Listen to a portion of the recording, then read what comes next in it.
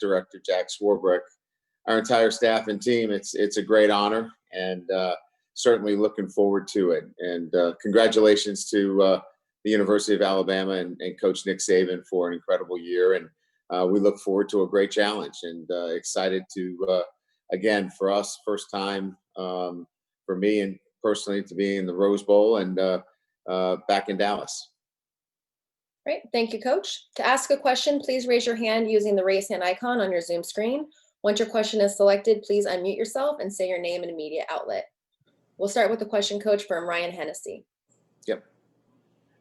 Hey, Coach. Ryan Hennessey, NBC 13 in Birmingham. Obviously, you talk about a challenge, and Alabama's offense has been a challenge for pretty much every team they've played this year. Do you have to just limit them, or is there any way, game plan-wise, obviously it's early on, but what do you see so far on that offense? I really haven't gotten a chance to evaluate how we would game plan them. Certainly, as you said, I followed all of their scores, and they have been a buzzsaw against everybody. So, I would think that there's going to have to be some ball control, which we can play that kind of game, certainly, and limited big plays, right? You got to make them earn it all the way down the field. So those two components will certainly, I would think, after I get a chance to watch some film tomorrow, be part of the game plan, which is, again, leaning on our offensive line to, have some ball control elements. And then certainly from a defensive standpoint, making sure that we limit the big chunk plays. Okay, our next question comes from Michael Casagrande. Yeah, Michael Casagrande from AL.com.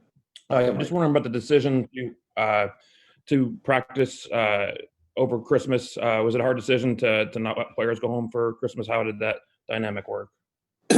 Yeah, it's very difficult. Our roster, our players, we have as many from California as we do from any other state. So the logistics would be virtually impossible for us because of our roster and where everybody is from. If they were within a few hours where they could drive, we certainly could make this work, but virtually all of them, or at least a great percentage of them, would have to get on planes. And so getting them on planes, the logistics of doing that for us, because of our roster makeup, makes it virtually impossible. Our next question comes from AP Stethem. Good afternoon, Coach, and congratulations on making the college football playoff. Coach, when you played Alabama years ago, you're welcome.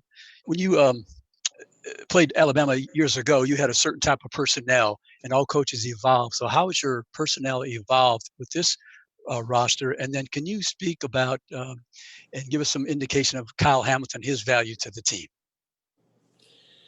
Yeah, we certainly have evolved since 2012 in terms of our roster. It's a deeper roster. I think it's more physical on both sides of the ball. There were certainly some very talented players on that 2012 roster. Matter of fact, some are still in the league doing quite well. But I think overall, the depth of the roster, the ability to make plays on both sides of the ball, and quite frankly, just the size and physicality on both the offensive and defensive line is probably the biggest departure from 2012.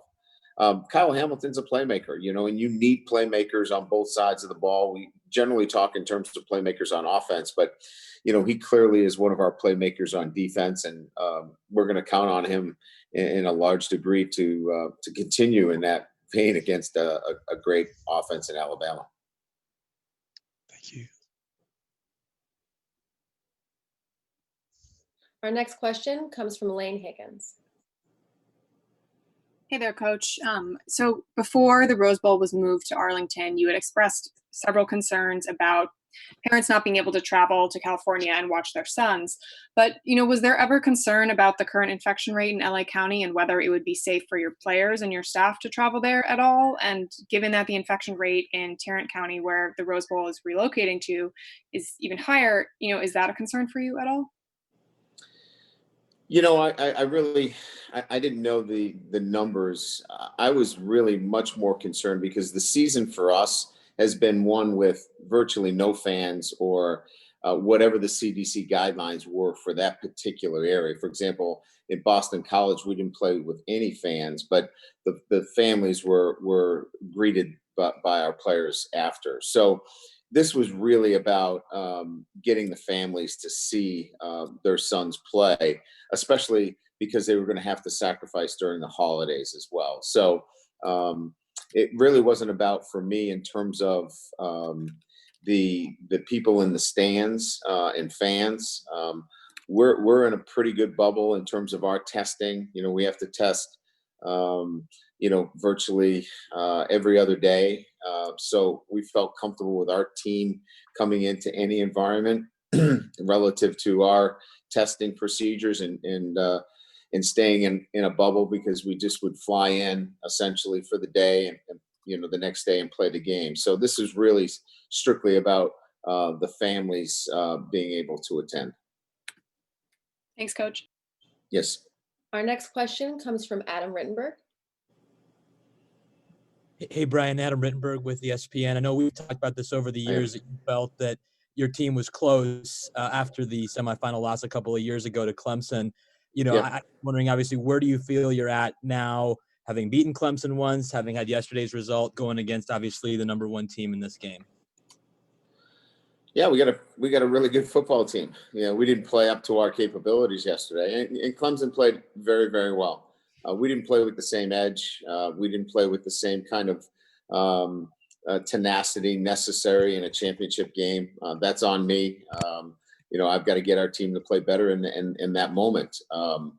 But there wasn't this gap of physicality that had been there in the past. So we've got to play with certainly a higher level of urgency.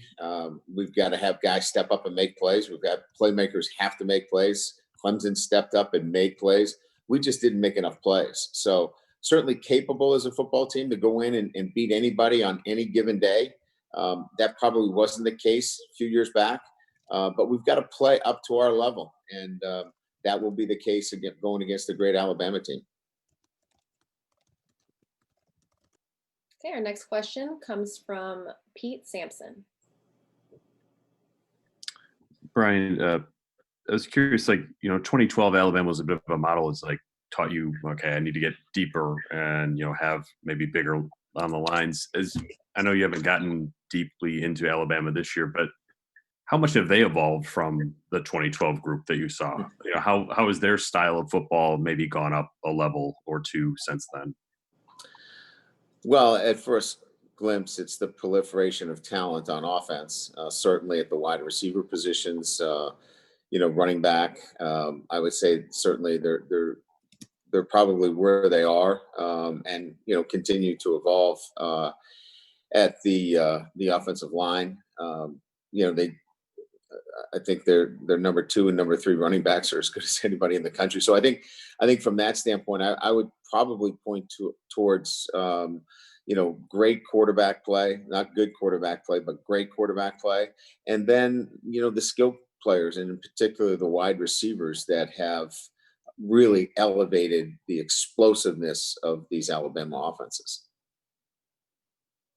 Okay, we have time for one more question. That question will come from Eric Hansen. Great.